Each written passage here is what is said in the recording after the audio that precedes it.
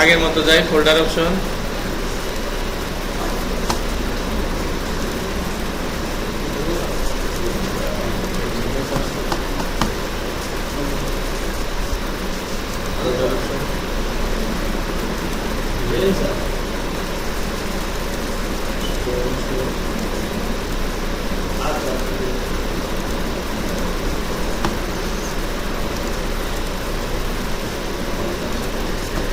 এখন দেখেন ওই ফাইলগুলো দেখাচ্ছে, হিডেন কোনো ফাইল কিন্তু দেখাচ্ছে না।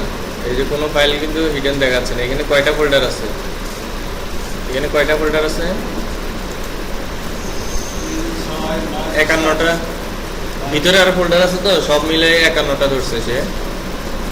51টা ফোল্ডার আছে।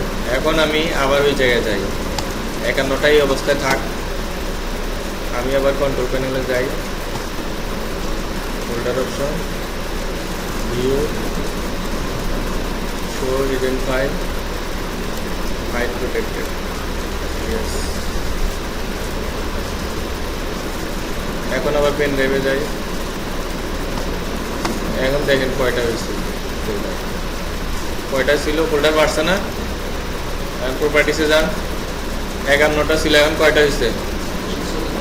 114টা। তার মানে যেগুলো হিডেন হয়েছিল ওগুলো আমি এখন দেখতেছি, ঠিক আছে?